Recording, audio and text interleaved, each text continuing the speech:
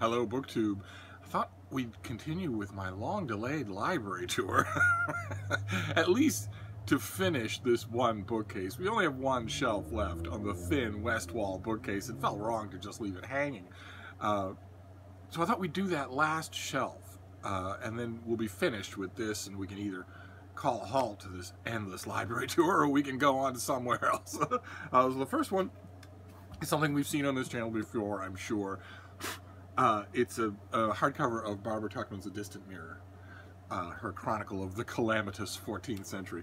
I love it, and always have since the day that it came out. So I had to have it, even though I don't have a lot of history in this room. I had to have it in here.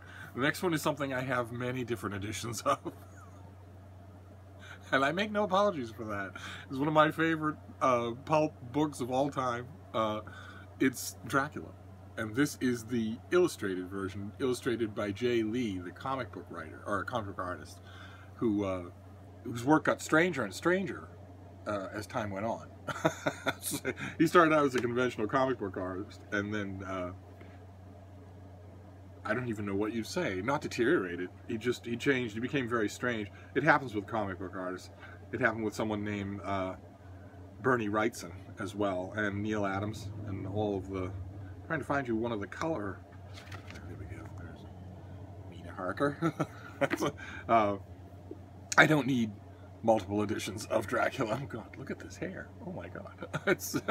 I don't need multiple editions of Dracula, but a beautiful illustrated edition I had to have. And then the next one is a picture book, but it's a kind of picture book I really like. It's Walking North with Keats, and it's a big illustrated edition of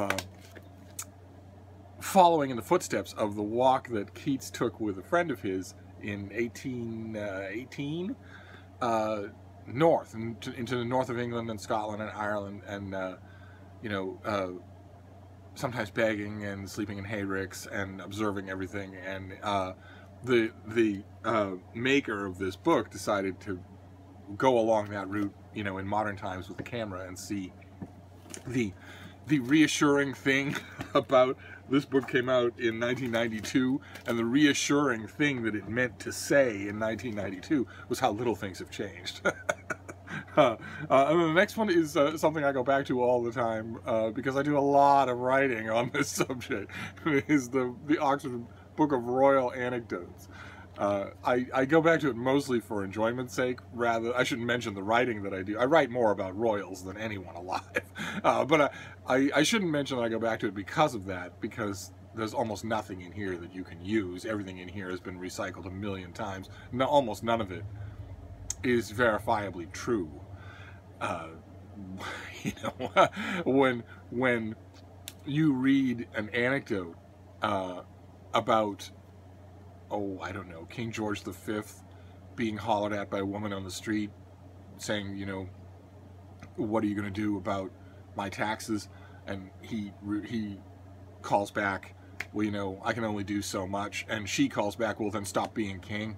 You read an anecdote like that, and it's so proudly presented in a book like this, and then you read into English history and you realize that that was attributed to Henry V and Henry II and probably William the Conqueror. So, but a lot of the later ones, a lot of the ones that, in the age of accurate reporting, are fascinating and funny, and I don't ever use them. I don't think I've ever used this book in any kind of writing for an audience about royals, but it's a great amusement to read. The next one is work of natural history. I think we've seen it on this channel before, because I think it has moved in this room from shelf to shelf.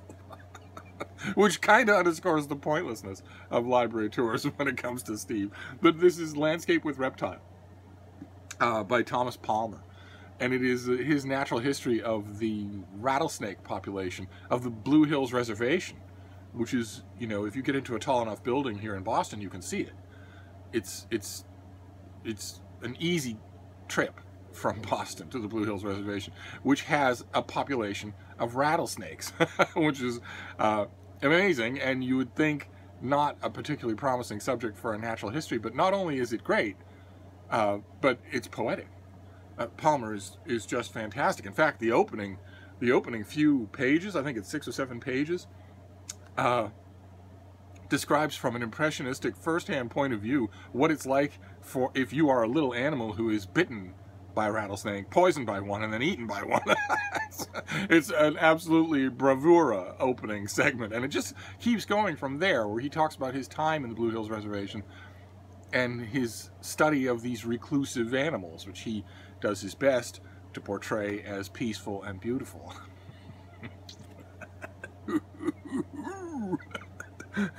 He did not, that last part, he did not convince me.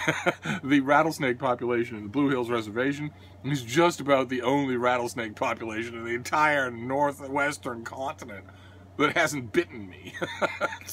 I've been bitten by more rattlesnakes, I would be willing to bet, than anybody on BookTube. They're not peaceful. They might be beautiful in some satanic alternate world, but they're not peaceful. They like nothing better than to attack innocent victims. They're not as bad as cobras. They're not as bad as vipers of the old world, but they're pretty bad. I don't advise ever meeting one. And during mating season, their mating season, not yours. I don't want to know about yours. I spent the whole week with teenage boys. I don't want to hear any more about mating season. But during their mating season, if you're out hiking about or on roads in the Southwest, in America, you will see them sprawled, just out in public. They won't be coiled, they'll just be sprawled. And guides and, nature-savvy friends might tell you, well, yeah, they're just torpid. They're not going to pay any attention to anything except a potential mate. You can just walk right by them. Just don't make any sudden moves and walk in a steady rhythm, and they won't even rattle. They won't even notice you. Don't believe those people, okay? You come anywhere near a rattlesnake, it's going to try to kill you. but the author's point is that whether or not that's true is no good reason for us to want to kill them, and he's absolutely right. So I actually highly recommend the book. Seems weird even to me, but that's what we do in the book world, right? If you encounter a book that's on a subject you hate, but it's really well done, all of a sudden you're recommending it to people. Now the next one is something I know we've seen on this channel before, but I don't know how much difference that makes. Because I have 2,000 more subscribers now than I did when this library tour began. And all of the book hauls from back then are outdated as well. I can't expect everyone to remember 2,000 videos. It's The Soul at White Heat by Joyce Carol Oates. It's a collection of literary essays. I have it in hardcover because I have a large collection here in this room of my own profession, of collected works of literary criticism and book reviewing, including these next two. Done by a master. These are England, There, England, and Reading America by Dennis Donahue. A singularly sexy and insightful book critic. And they're boring looking, but they're matching hardcovers, and I never see him used, so I grabbed them when I saw them. And then the next one is Quarrel and Quandary by Cynthia Ozick, a novelist whose work I've never liked, but whose occasional work, whose book criticism and reviews and whatnot I absolutely love, always love it. So I grabbed anything of hers. This is brand new, so I didn't have to grab it. I got it sent to me like a civilized person. The next one is another work of history. In fact, we're going to wind up with 2 works of history. No transverse books on a bookshelf this low to the ground, because they tend to get lost. So we just have the last 2 books. The first one is Leolanda de Lisle. It's Tudor. Big book on the Tudor dynasty.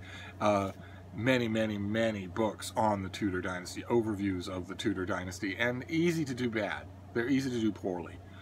Most of them are poor, and this one is not. So I loved it. I brought it in here, just in case I would ever need to refer to it, although I'm right now in the middle of, past the middle of an entire year writing long pieces about the Tudors for Open Letters Monthly, and I haven't checked it once. Haven't checked the Royal Anecdotes book once. Haven't gone to any biographies of any Tudors that I have, which raises the question I have raised many times, both to myself and on this channel, of why I have all these books. if you had asked me for most of them, most of the ones back there, my knee-jerk first response would be, oh, I have it in case I need it. But I don't need it. I don't need it. I sit down to write a review of a new biography of Richard Nixon. I have 5 books about Richard Nixon on the shelf. I don't even move to look at them. Don't even touch them, much less pour through them. And if that's the case, why do I have them all? Perennial book owner's question. But really, it's made all the sharper in my case because I'm getting these things free in the mail in an unending torrent, which really means it doesn't make much sense for me to have 5,000 of them on bookshelves when I don't use them, when I don't go back to them. I don't even have time to go back to them most of the time. But anyway, the next one and the last one is a book that I have a couple of different editions of, so it's just like the Dracula thing. I have it because of the edition, and it's this. It's The Civilization of the Renaissance by Jakob Burckhardt. And the reason that I have this great big thing instead of all the others that have been in it is because the whole back third of it is artwork. It's high definition black and white photos of the artwork, the statues, the buildings, and I love that. I absolutely love that. I wish, in an ideal world, I wish that it were interleaved with the text, but when this was made, I think 50 years ago, that would have been much more expensive to do. So I just got this. I mean, it was $1, so that's how I'm rationalizing to start with. And that's it. That finishes this bookcase on the west wall of my little book room here. So after so long, we are done with this bookshelf, and now I'll just have to decide what we want to do next. But I'll wrap it up here, and I'll see you soon. Thank you, BookTube.